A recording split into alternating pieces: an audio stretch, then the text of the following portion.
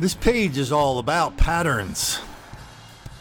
The trolls like to ask us to read minds and say, Colin, where's your proof of racial motivation? Why can't you read those people's minds? Because until you do, well, we're not going to listen to you when you say that there's an enormous amount of black on white hostility and black on white crime in this country because, well, you, Colin, you just don't know the numbers. Well, we know the numbers around here.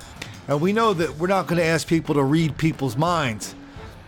I mean, Shakespeare wrote a play 400 years ago about the Prince of Denmark killing or not killing the man who killed his father. We're still arguing about that motivation. So motivation is a deflection. Pattern is proof. Pattern is real. Pattern is not speculation. Pattern is things we go boom, boom, boom, boom, boom, boom, boom.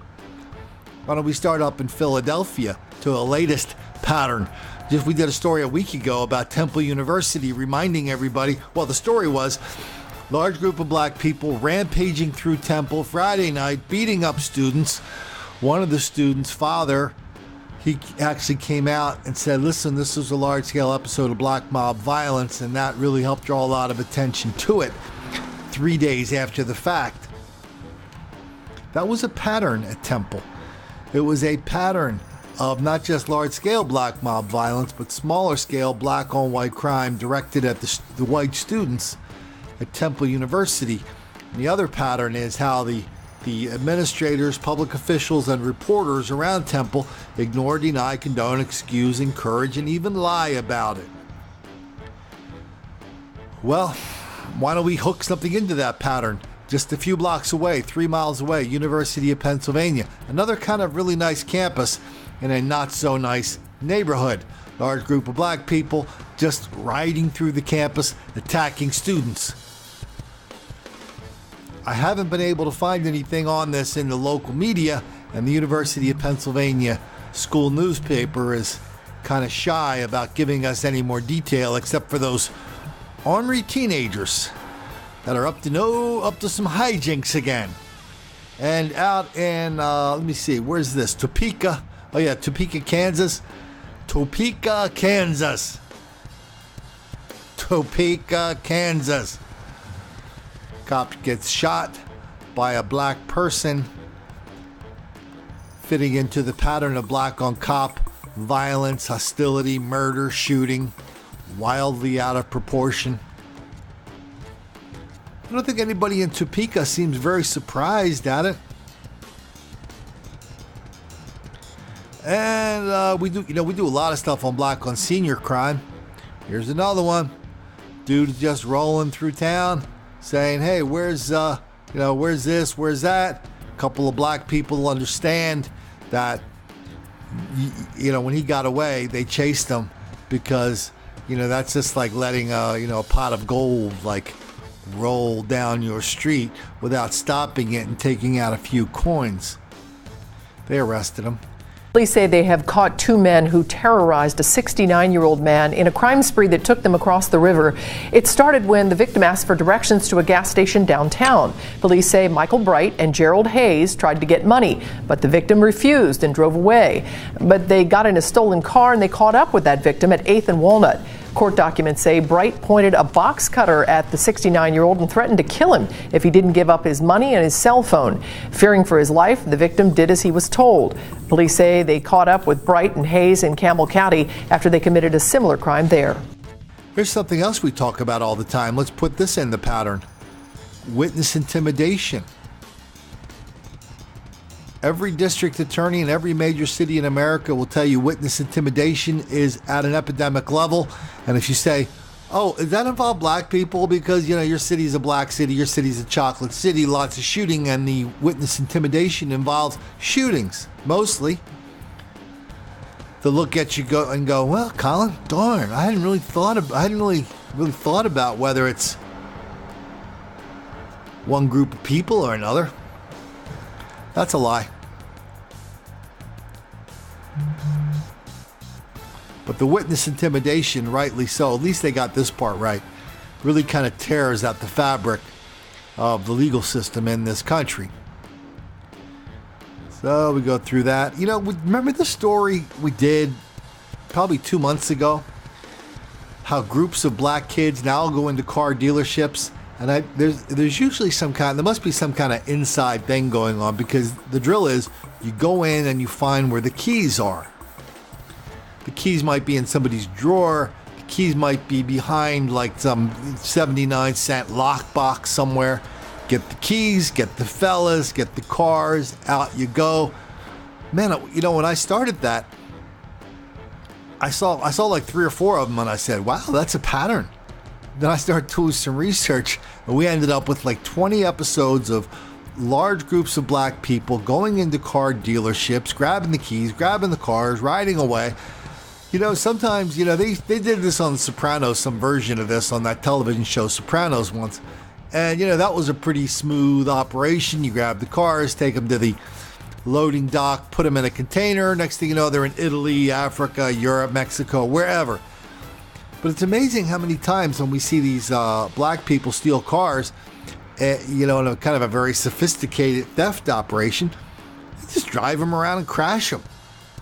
I mean, whatever. Yeah, it sure is, Mandy. Take a look at this. This is a piece of one of the crashed cars, and 3 of them are right here. As you can see, these are very expensive, about $50,000 to $75,000 a piece. I'm told 2 of these are totaled. This all happened around 1:30 this morning. The suspects did not get far down the road before they crashed. The teens are from the Kansas City area and apparently did not know the roads here. Plus, the powerful engines were too much for the 16, 17, and 19-year-old drivers. It appears as though they did not know how powerful these cars were and know exactly how to operate them. They lost control of them fairly easy. I mean, they made it less than a mile. 3 suspects were caught after short foot chases. 3 of the 4 stolen vehicles were also recovered. 2 of them are believed to be totaled. They took high-priced vehicles, including 2 Dodge Hellcats. They're among the fastest on the road, with a horsepower over 700. Specialty cars, which the dealer has a tough time ordering. And it's going to take me several months to replace them before Chrysler will give me enough allocation to replace them. So this one that I have left is kind of special now. The suspects broke in through a back window. A dealership employee happened to be driving by, saw car lights, and called police. The general manager has some questions for the suspects. What were you thinking? You're going to get caught. You just want to ruin your life before you even get a chance to get it started? Police are trying to determine why they came all the way from Kansas City to steal cars here. Were they going to sell the vehicles, ship them elsewhere? We're not really sure at this point.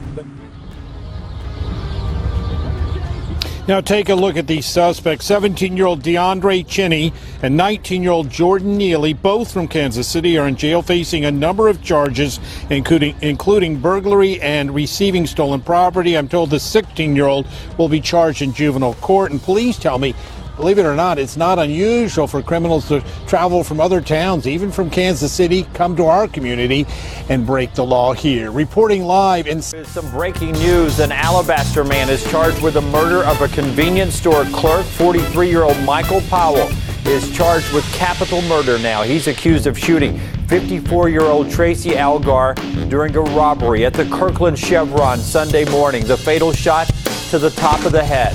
CBS 42 News reporter Matt Fernandez is live outside the gas station. And Matt, you talked to the Tracy's family earlier today. Jim, I did. A tough day for the family. A wreath hangs outside the store where police say that Tracy Algar was shot and killed. Today, her family held her funeral the same day as police arrest the man they say is responsible for her death. Michael Powell was arrested at the View Apartments on 3rd Street Northeast, where he was living. Police say Tracy Algar was shot and killed October 30th. Following the shooting, police released video of a person of interest. Police say through officers' hard work and the community coming together to help, the arrest of Powell was made. Tracy grew up in Midfield and was a member of the Connection Church in Pelham. She had 2 sisters and was loved by her family. She will always be there for me, whether it's an angel on my shoulder. She's going to be terribly missed. A horrific crime in Wichita has ties to the metro. The man suspected of stabbing his niece and her 2 little girls previously served time for violent crimes, including murder in our area. KCTV5's Betsy Webster is live in our newsroom with his background and the latest on the case. Betsy? Well, that man is now 49 years old and in jail down there in Wichita for stabbing a mother and her girls. The older girl, who is 6, has died. But the suspected killer got his first murder sentence here in our area when he was barely old enough to buy a hard drink. It was a little after 6:30 a.m. when police found the mother and her 6-year-old inside this crashed Jeep.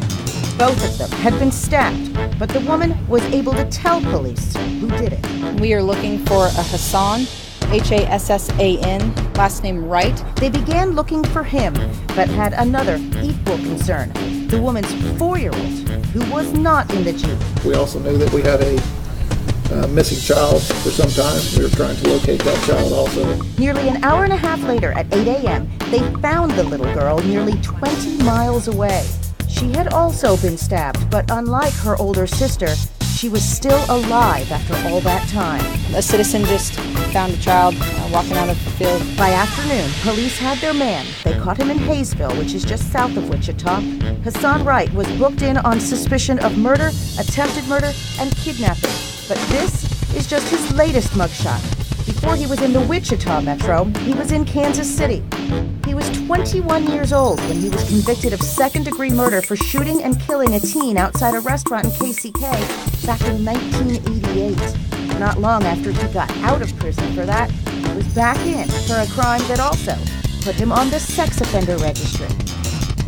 Now, police say the mother and the 4-year-old are in critical condition, but they have also described the two as stable, so we have reason to be hopeful. Philadelphia police want your help tracking down a man who attacked an elderly woman who hired him. They released surveillance video of that suspect today. That's him right there in the green hat and gray hoodie. An 83-year-old woman hired him to do work at her home in Olney earlier this month. Investigators say he punched her in the face during an argument over money. Call Philadelphia police if you recognize him. So what did I leave out? How many hundreds and hundreds and hundreds of cases just happened today? Black on white crime, black mob violence, black criminality did I leave out? I don't know. A lot. But rather than just let these sit on my computer, I just like to put them out there just to keep reminding you guys there's something really wrong happening in this country that maybe you're interested in just because you think it's wrong that the press doesn't report it. Maybe you have a more personal interest, as the father from the co-ed at Temple University found out a few weeks ago. He was surprised to learn how much this stuff happens. Maybe you have a personal interest because of your grandparents, your mom, your dad, your aunt and uncle, your brothers and sisters are living in a place that is not dangerous. They don't even know it. They don't even know they have a big target on their backs. I know a lot of people like to share these videos with their friends and their families, and there are sometimes people, they're a little bit trepidatious because when they show these videos, they get some pushback from people going, "Hey, why are you showing me this? This is awful. White people do it too, you bad person." Well, we know that's not true. But we also know that if you share these videos with the right person at the right time, you're going to save somebody's life. Even if it does make a few black kids angry.